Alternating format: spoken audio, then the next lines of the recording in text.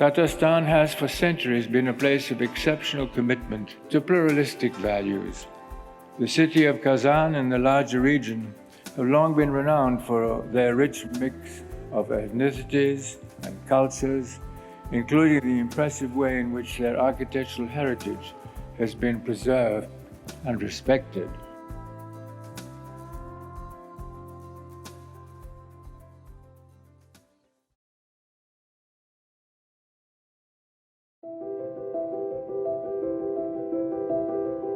Architects need to venture out and look into different facets of society. Poverty, the demographic explosion, issues that the world at large is dealing with. To go beyond purely aesthetic concerns and to serve a purpose. It's not easy. Architects are not trained for this. Architects are not trained to address the issues of the world. It's not only about giving an award to a project, but influencing the practice itself and trying to shift it towards a better future. And even though it's an award that concentrates on the Islamic world, I strongly believe that the issues it addresses are very much universal in nature. The Aga Khan Award has actually changed the conversation.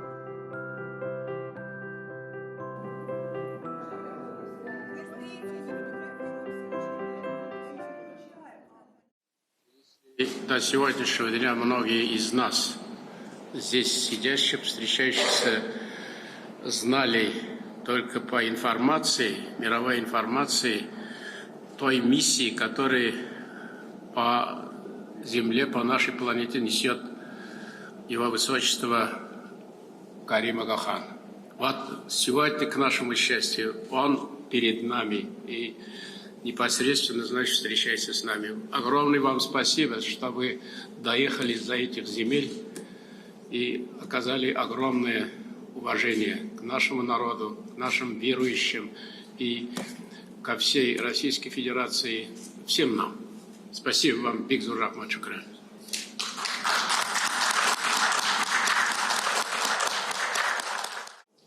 I think of this ceremony as marking the history of this wonderful country and its relationship with the faith which we all practice.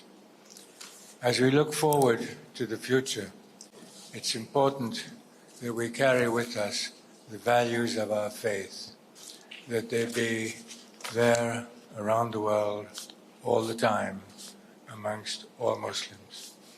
So I take this occasion to say how happy I am to be here, to participate with you in the launch of this stamp process, and I wish happiness, good success in the practice of faith, and that we all work together for peace in our world.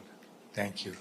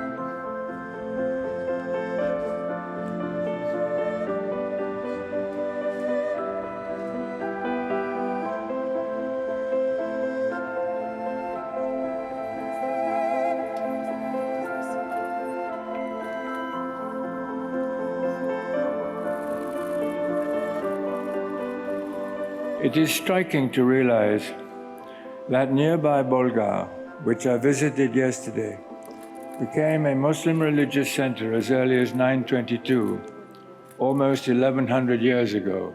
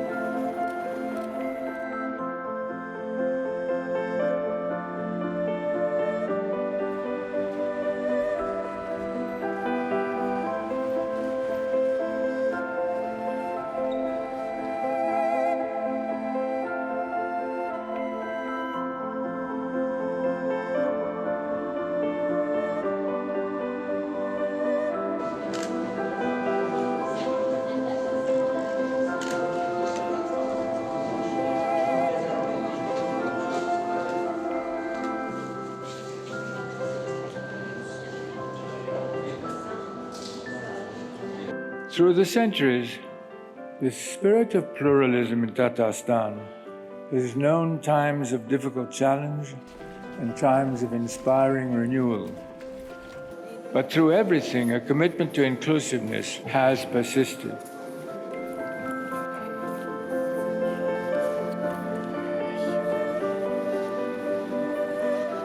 This spirit was encouraged under the pluralist leadership of several of the Muslim khanates that governed the area in the 14th and 15th centuries.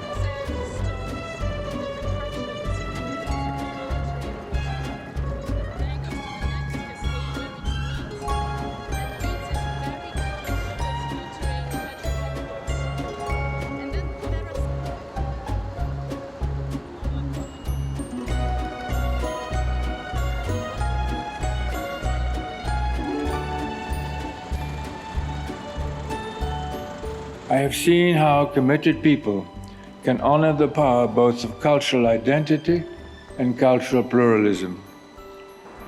It is striking to see how churches and mosques, for example, have been built and preserved right next to one another as powerful symbols of a profound intercultural dialogue.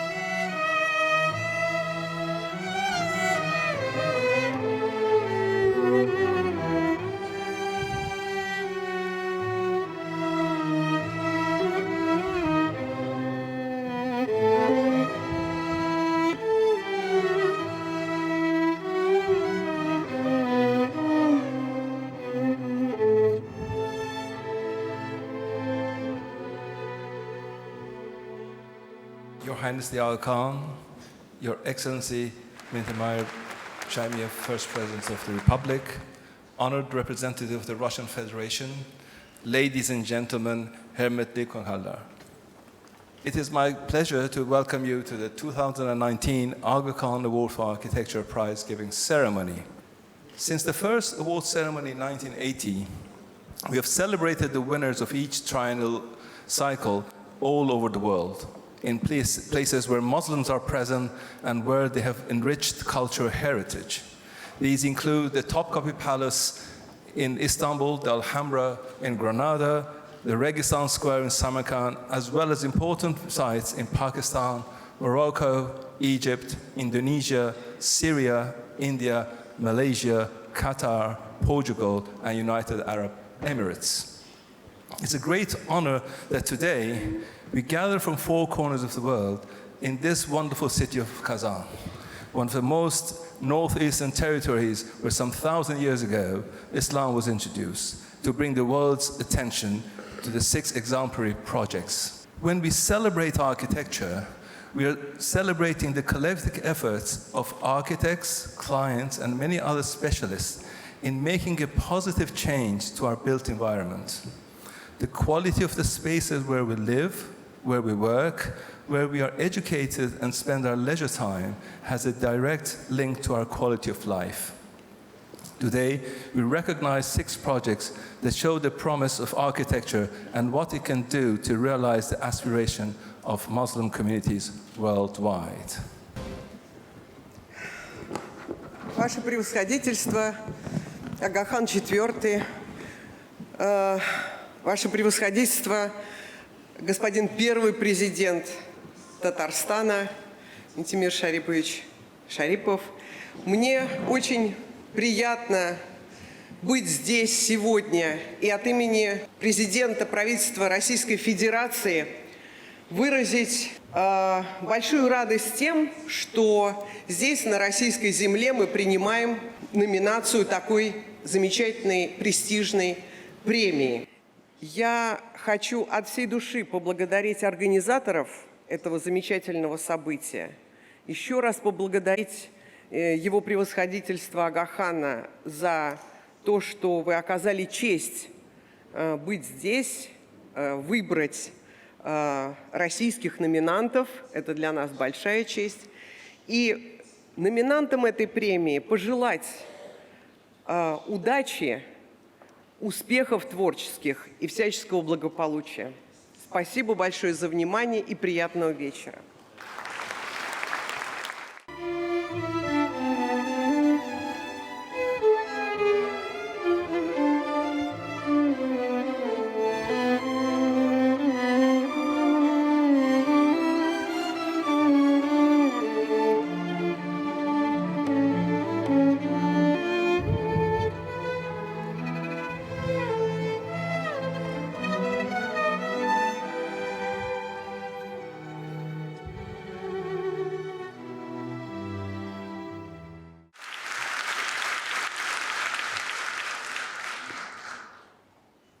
Bismillahirrahmanirrahim.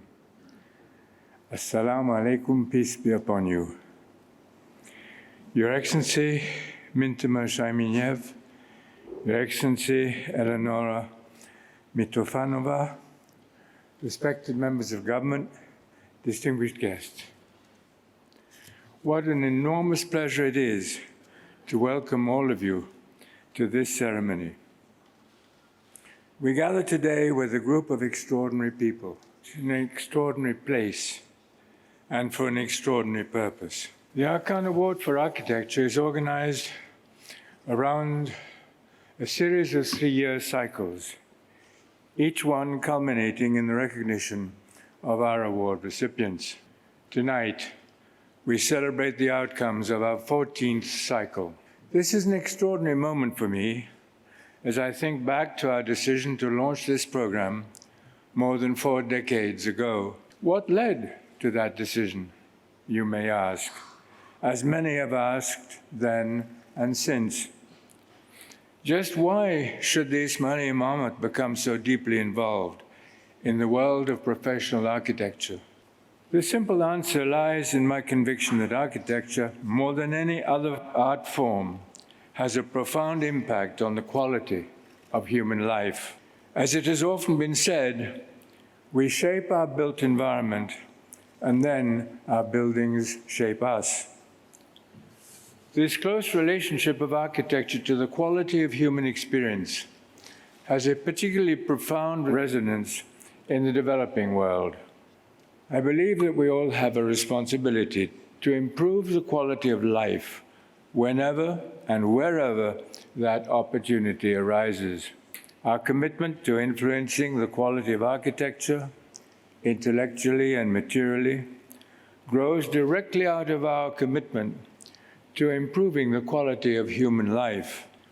As you may know, over these 4 decades, we have recognized a vast array of architectural contributions, including over 9,000 nominated projects. But the value of this program goes far beyond recognizing specific projects. The Aga Khan Architectural Award is not simply a prize, it is a process. This process involves a wide range of conversations all across the world that shape the selection process. The theme of the cycle, which culminates today, is Architecture in Dialogue. This theme, which emerged out of the deliberations of the steering committee and master jury, sees architecture as a robust interchange, one that can embrace a variety of diverse and even divergent perspectives. A true dialogue requires not only that we articulate one perspective, but also that we listen attentively to other perspectives. More than that, it asks us not only to listen to one another, but also to learn from one another. There are several ways in which architecture can blend different perspectives. Let me briefly describe just 4 of them. First of all, we must foster a healthy dialogue among the actual participants in the architectural process. I don't mean only the skilled architects themselves, but also those who collaborate with them: clients, community leaders, public officials, educators, and the builders, designers, and craftsmen who help realize their plans. Our master jury for this cycle paid close attention to this dimension, looking at qualities such as leadership, cooperation, and openness, qualities that help produce creative dialogue. A second dialogue that advances the best in human architecture is an open dialogue between the past and the future. This means more than simply copying the past or merely tacking some ancient arch or minaret or calligraphy onto a new building. On the other hand, it also means more than a heedless modernistic approach, so that it ignores our rich heritage. Our realization more than 40 years ago that architectural practice in Muslim societies had recently been forgetting its own history helped us to shape the nature of this award. The dialogue we seek is one that will blend the inspiration of the past with the demands of the future. The demands are many: environmental, social, technological, and economic, not to mention the challenges of a political polarization. In all of these respects, looking back can help us look forward, and vice versa. A third dialogue that commands architectural attention is the dialogue between nature on the one hand and human creativity on the other. Both the natural world and the world of human capacities are divine gifts, but it is tempting sometimes to embrace one without thinking much about the other. Fourth, and finally, I would emphasize the importance of intercultural dialogue in meeting the architectural opportunities of our time. I have mentioned how this award grew out of a concern with the deterioration, what some of us called the hibernation, of rich Muslim architectural traditions. But honoring one's own historic identity should not imply some sort of narrow isolation. The rich architectural dialogue we seek to foster should include a renewed respect for the rich diversity of Islamic cultures themselves. As a way to exemplify this concern, we recently opened a new Aga Khan Center in London, in which 7 Islamic gardens have been created, reflecting 7 different Muslim traditions. In addition, we should be working to foster a rich dialogue with non-Islamic cultures, including diverse religious traditions. Architecture can lead the way in this effort as we listen to one another and learn from one another across old divides. Pluralism means more than merely tolerating a diversity of influences and ideas. It also means welcoming the learning opportunities that diversity provides, finding ways to honor that which is unique in our individual traditions, as well as those values that connect us to all of humankind. We must think of diversity as a divine gift, a blessing, not a burden. I mentioned earlier that we are meeting today in a special place. Tatarstan has for centuries been a place of exceptional commitment to pluralistic values. The city of Kazan and the larger region have long been renowned for their rich mix of ethnicities and cultures, including the impressive way in which their architectural heritage has been preserved and respected. It is striking to realize that nearby Bolgar, which I visited yesterday, became a Muslim religious center as early as 922, almost 1100 years ago. Through the centuries, the spirit of pluralism in Tatarstan has known times of difficult challenge and times of inspiring renewal. But through everything, a commitment to inclusiveness has persisted. This spirit was encouraged under the pluralist leadership of several of the Muslim khanates that governed the area in the 14th and 15th centuries, and also some later Russian rulers, such as Peter the Great and Catherine the Great. And it has been dramatically evident here in recent years.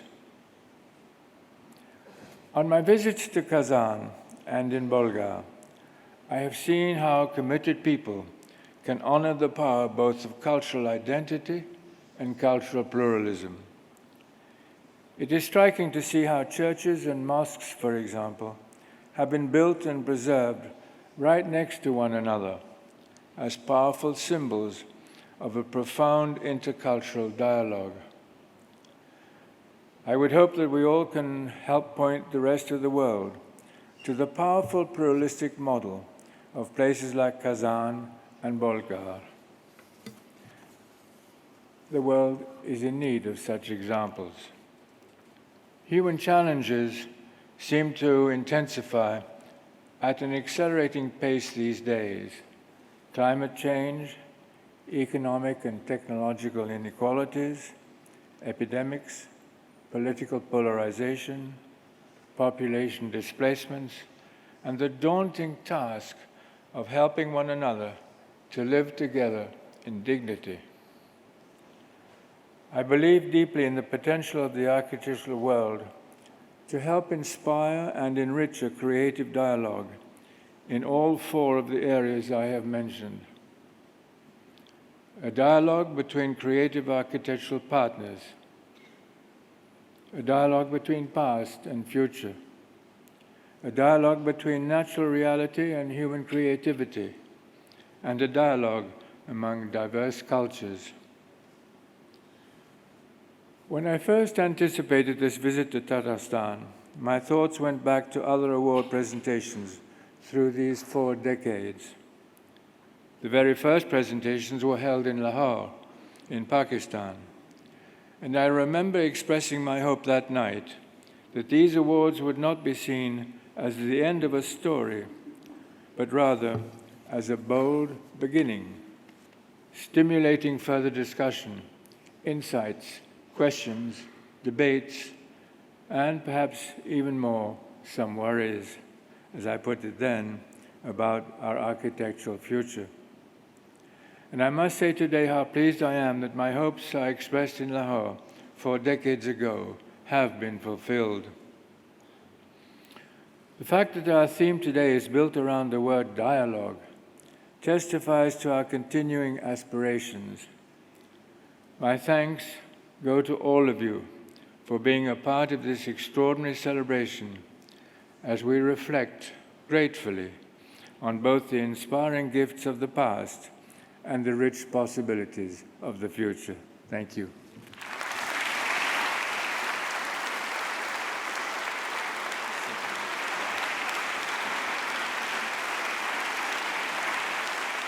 Проведение в столице Татарстана церемонии вручения известной в мире премии Ага Хана в области архитектуры, охраны исторических памятников и ландшафтной архитектуры для всех нас знакомые и очень значимые события.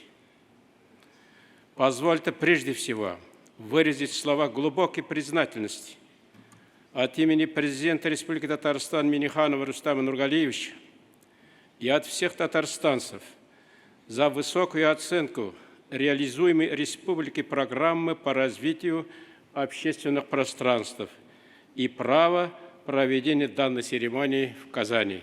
Бекзур Рахмат, спасибо вам большое.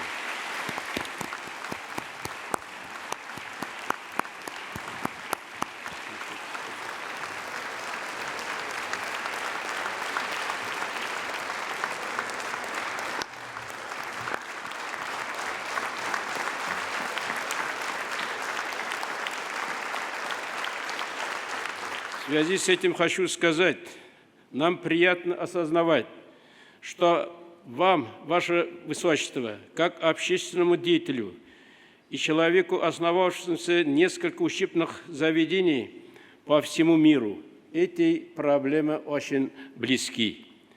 Вы как-то сказали, сегодня мы живем в обществе знаний, в котором доступ к высококачественному образованию и исследованиям приводит к устойчивому развитию. Этим нельзя не согласиться. Это действительно так. Мы полностью разделяем эту вашу мысль.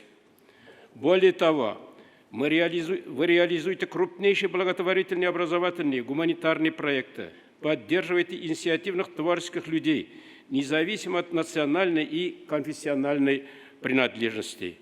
Ваша миротворческая миссия, ваше стремление сблизить цивилизации и достичь единства в разнообразии созвучно нашим целям. Уважаемые участники церемонии, для нас большая честь быть удостоенными премии Ага Хана в области архитектуры, наравне с еще 5 проектами из Бангладеша, Палестины, Объединенных Арабских Эмиратов, Сенегала и Бахрейна. Мы от всей души с вами их также поздравляем с этой большой победой. В заключение хочу сказать, что мы открыты для сотрудничества с Фондом культуры Ага Хана.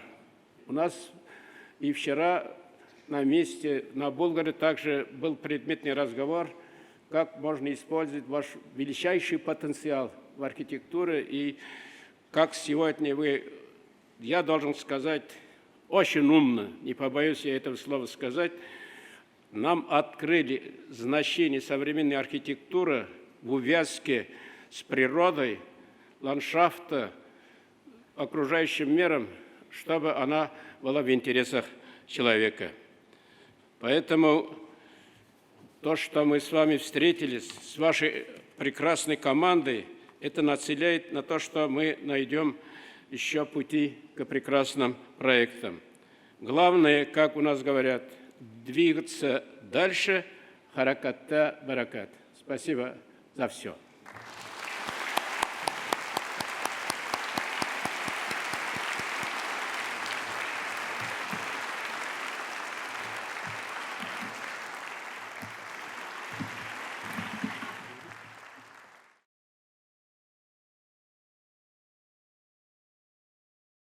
I want people to live with the nature and be friend with the nature.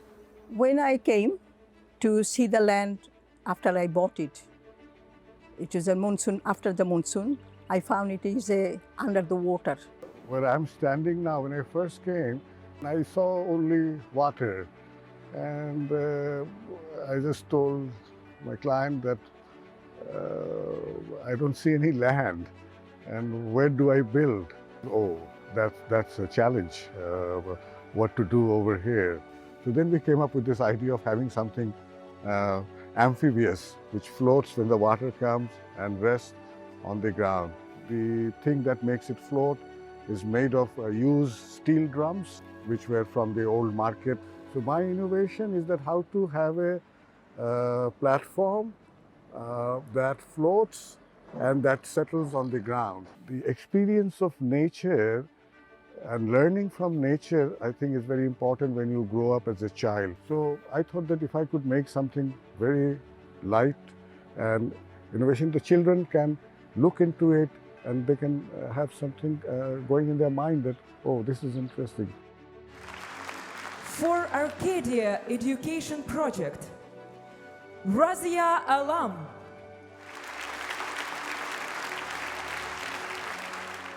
Seyful Haq.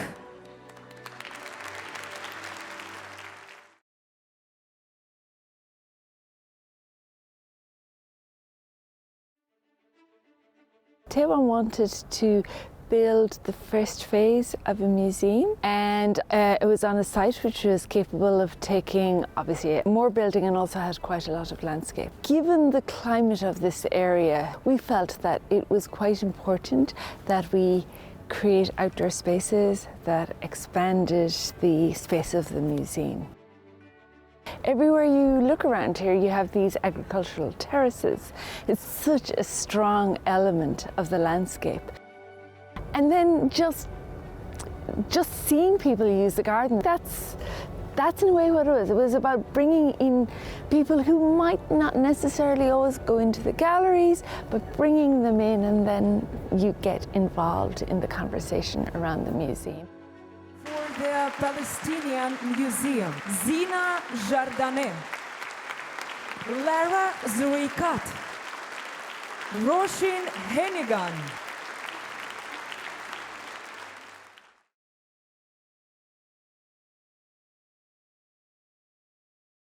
We came 5 years ago to this site, and the client asked us to really give them recommendation rather than putting it in the peripheries and putting it in a place that is strategically we could camouflage the whole building with the site so it can be comfortable both for people and also for the birds. The site here, it used to be a kind of a wastewater and the garbage dumped area. Government of Sharjah started to purify the site some time ago from the garbage, where they started to almost replace the I would say native plants gradually with the native plants. And therefore, the area started to attract many local and migrant birds. Well, I think in this project, we are looking at a complete kind of an environmental kind of protection, and how the I would say architecture and the nature, they come together in a very harmony. I think we need to always question what architecture is and what it does. For Wasit Wetland Center, Hana Saif Al-Suwaidi, Paul Vilkanen, Ahmed Al-Ali, Farid Ismail.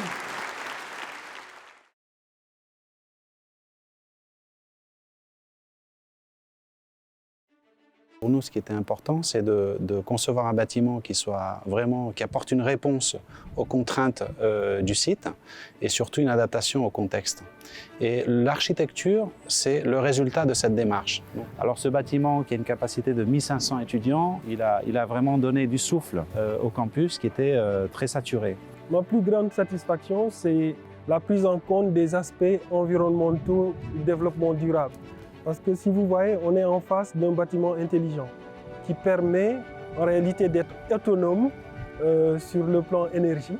La gestion de l'eau et de l'assainissement, c'est quelque chose de très important parce qu'aujourd'hui, l'eau du bâtiment est récupérée dans des bassins qui sont filtrés et qui permettent d'arroser des plantes, alors que même l'eau de la climatisation est récupérée au niveau de ces bassins, et ça, c'est une innovation majeure. Il y a une différence de presque 10 degrés entre l'extérieur du bâtiment et l'intérieur. Les espaces à l'intérieur du bâtiment, des couloirs, les salles de cours, l'amphithéâtre, mais aussi la luminosité, l'éclairage et aussi la température ambiante à l'intérieur sont vraiment optimales pour que nous puissions y faire les activités pédagogiques, parce que c'est un bâtiment pédagogique. D'où l'intérêt d'être à l'aise quand on y est. For Alioune Diop, University Teaching and Research Unit, Mai Dio, Javier Pérez Uribari, Federico Pardos Ober, Fali Diop,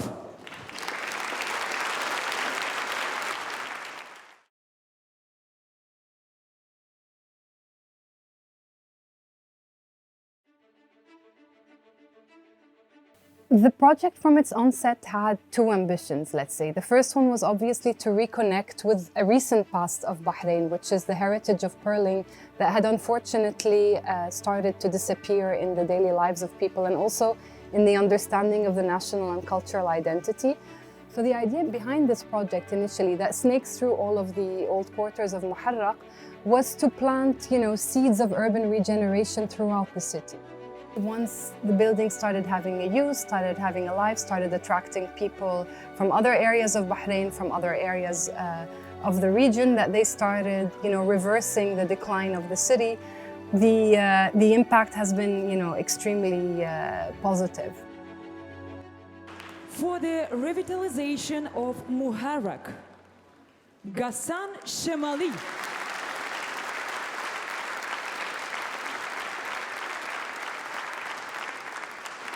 Noura Al-Sayed. Your Excellency, Sheikh Hamad bin Mohammed Al Khalifa.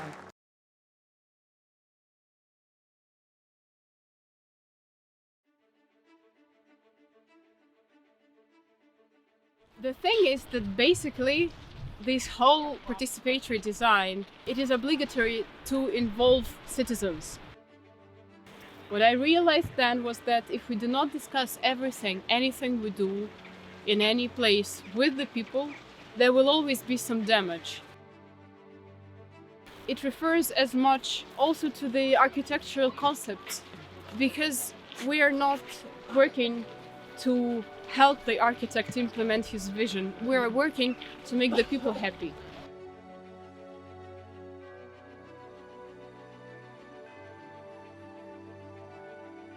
This has been a boost in all directions, and this is why I believe it will be a sustainable project. For the Public Spaces Development Program, on behalf of the government of Tatarstan, the first president of the Republic of Tatarstan, Mintimir Shaymiyev, accompanied by the young architects of Tatarstan.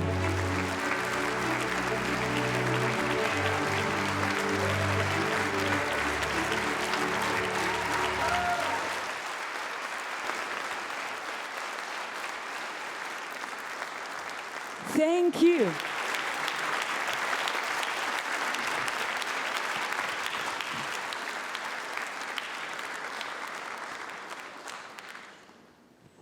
Special recognition awarded to the first president of the Republic of Tatarstan, Mr. Mintimir Shaymiyev, for his lifetime effort, dedication to protect the heritage of Tatarstan.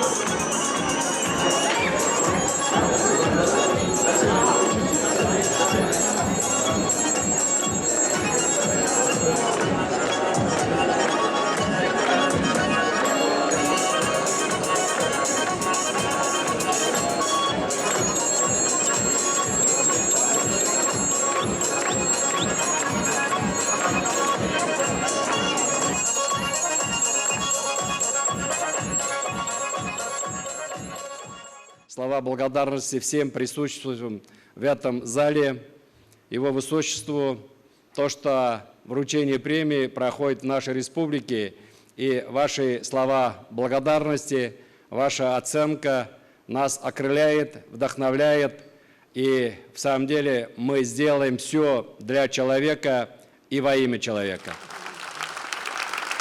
On behalf of the present and past steering committees, I also wish to acknowledge that our presence here today is contingent rather than inevitable.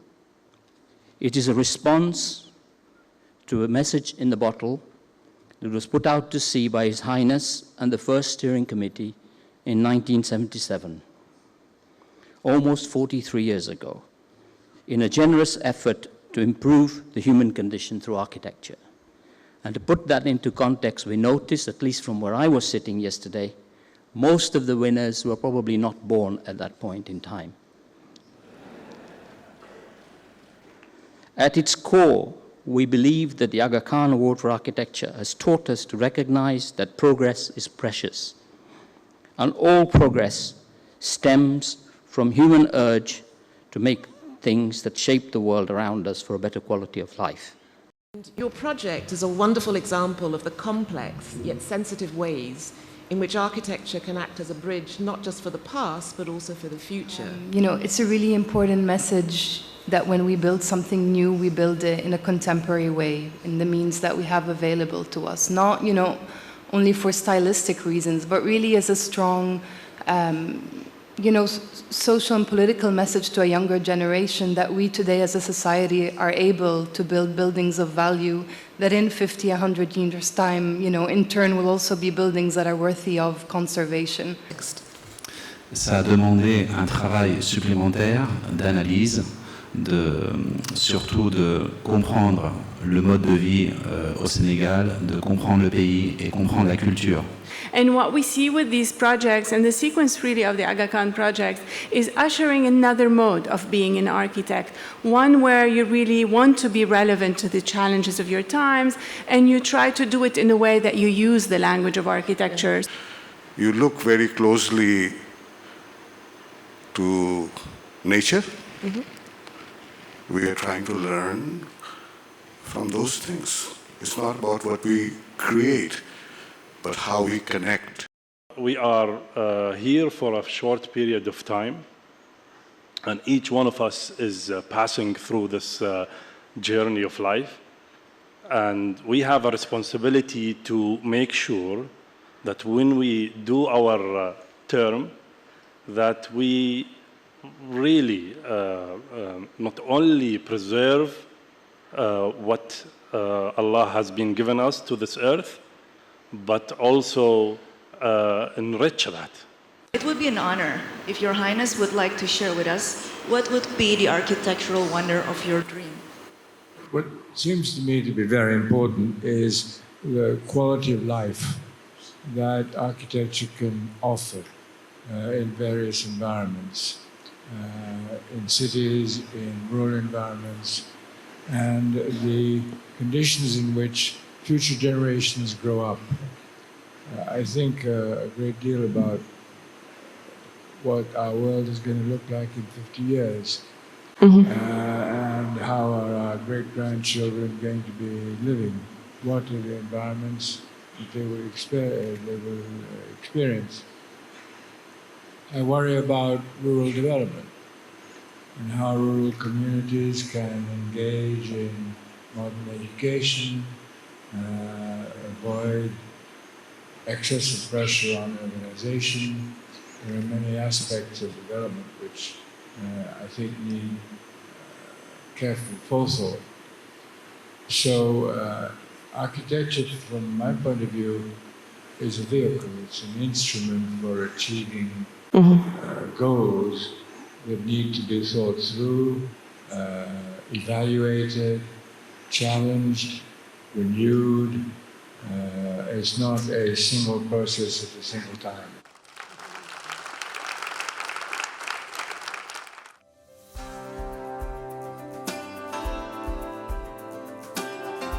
This close relationship of architecture to the quality of human experience has a particularly profound resonance in the developing world. I believe that we all have a responsibility to improve the quality of life whenever and wherever that opportunity arises. Our commitment to influencing the quality of architecture, intellectually and materially, grows directly out of our commitment to improving the quality of human life.